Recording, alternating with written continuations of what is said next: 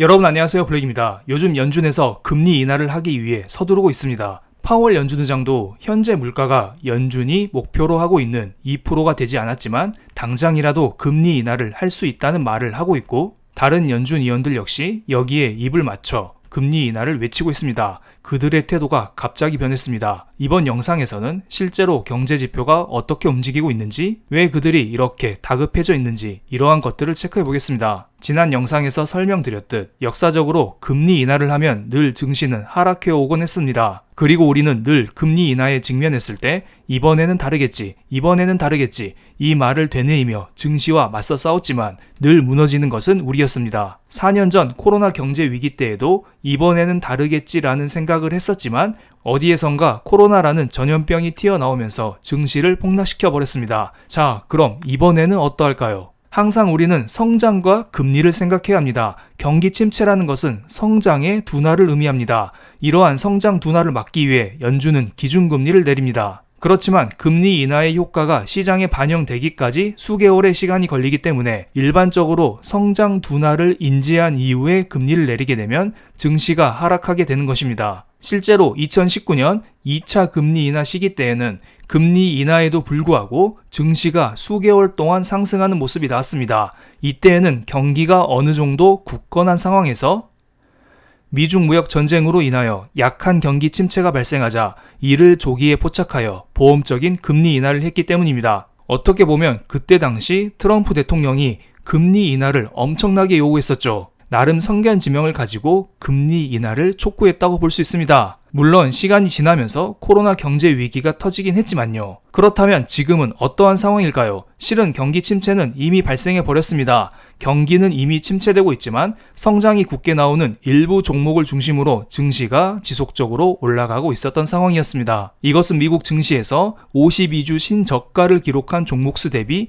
52주 신고가를 기록한 종목수의 비율을 정리한 것입니다. 신저가를 기록한 종목수가 100개라면 신고가를 기록한 종목수는 4개에 불과하다고 합니다. 그만큼 지금까지 미국 증시는 소수의 일부 종목들을 중심으로 상승하고 있었는데요. 경기 침체는 이미 온 상황에서 침체를 이겨내오고 있었던 빅테크, 인공지능 관련주들 위주로 올라왔던 것입니다. 하지만 지금 그들마저 흔들리고 있기 때문에 많은 사람들은 다시 한번 침체에 대해서 관심을 갖기 시작한 것입니다. 그래서 진짜 지금 경기 침체가 왔는지 이것들을 확인하기 위해서 고용 지표 중심으로 몇몇 지표들을 체크해 보겠습니다. 미국의 실업률 차트를 보겠습니다.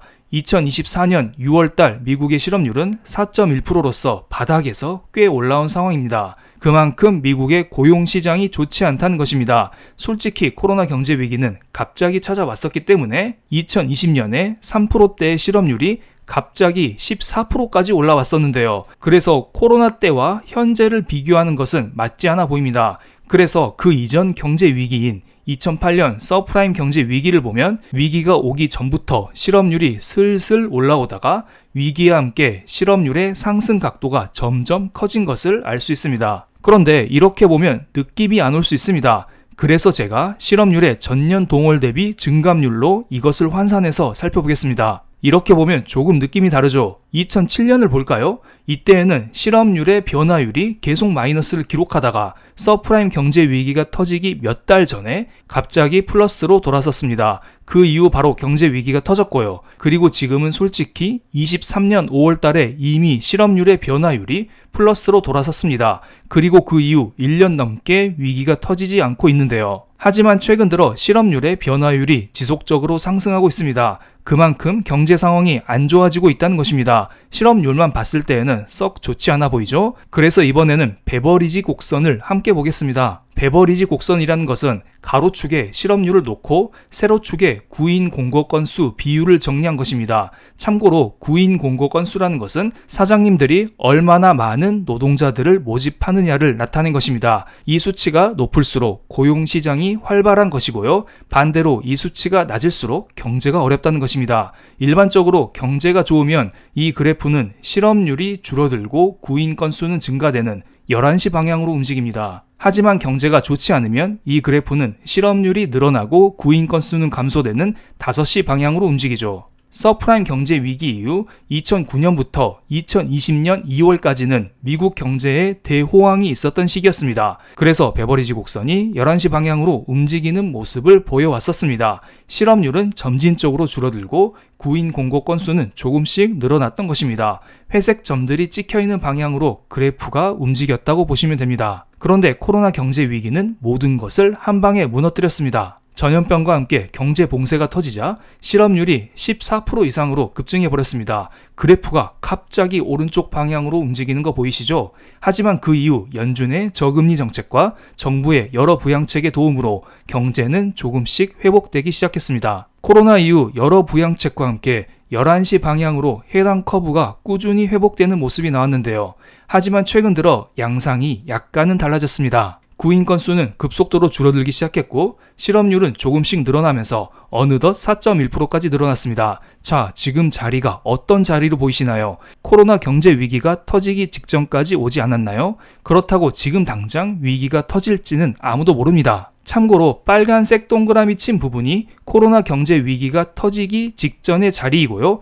검은색 동그라미 친 부분은 2008년 서프라임 경제 위기가 터지기 직전의 자리입니다. 코로나 경제 위기가 전염병과 함께 갑자기 터졌다는 것을 감안하면 지금 당장 위기가 터지기보다는 조금 더 시간을 끌면서 만약에 시간을 정말 잘 끌었다면 검은색 자리까지는 내려올 수 있을 것으로 보입니다. 그렇지만 경제는 살아있는 생명체이기 때문에 언제 위기가 터진다? 이것을 예상하기에는 어렵다고 보고요. 지금의 고용 상황이 썩 좋지 않다는 것은 알아두셔야 될 것으로 보입니다. 이번에는 10년물 국채금리에서 2년물 국채금리를 뺀 장단기 금리차를 확인해 보겠습니다. 일반적으로 장단기 금리차 역전이 나오고 나서 18개월에서 24개월 이후에 경제 위기가 온다고 알려져 있습니다. 지금까지 항상 그래 왔었던 기억이 납니다. 그렇지만 이번에는 이미 2년 전에 금리차 역전이 발생했지만 아직 경제 위기는 나오고 있지 않습니다. 제 생각에는 이미 침체는 왔습니다만 시중에 너무 돈이 많이 풀려 있고 인공지능 중심으로 일부 종목들의 반등이 나오면서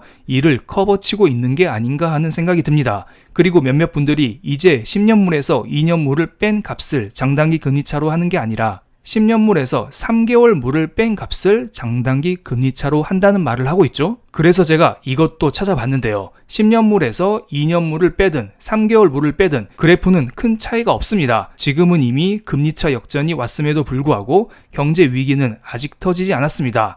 아직 금리차 역전 이후 2년이 살짝 되지 않았기 때문에 이제 곧 위기가 터진다? 이것도 맞을 수는 있겠지만 아직 금리 인하조차 하지 않았기 때문에 이러한 해석은 무리가 있어 보입니다. 제가 볼 때에는 연준이 얼마나 빨리 금리 인하를 서두르느냐, 양적 긴축을 얼마나 빨리 멈추느냐, 이것이 중요해 보입니다. 지금의 상황을 빨리 인지하고 그들이 재빠르게 행동에 나서야 시장은 위기를 넘길 것으로 보입니다. 그리고 지금은 시장이 변곡점에 놓여 있는 상황이죠. 그렇기 때문에 성장이 정말 강하게 나오는 종목 위주로 투자를 해야 그나마 버틸 수 있을 것 같다는 생각이 들고요. 예를 들어 요즘에 중소형주들이 금리 인하 수혜주라면서 이런 쪽이 많이 오르고 있죠. 그래서 만약에 여러분들이 이런 쪽에 비중을 실어 투자하다가는 혹시나 시장이 강력한 침체를 인지해버리면 큰 손해를 입을 수도 있으니 조심하시기 바랍니다. 그럼 오늘 영상 여기서 마치겠습니다. 제 영상이 마음에 드셨다면 구독, 좋아요, 알림 설정까지 부탁드리겠습니다. 감사합니다.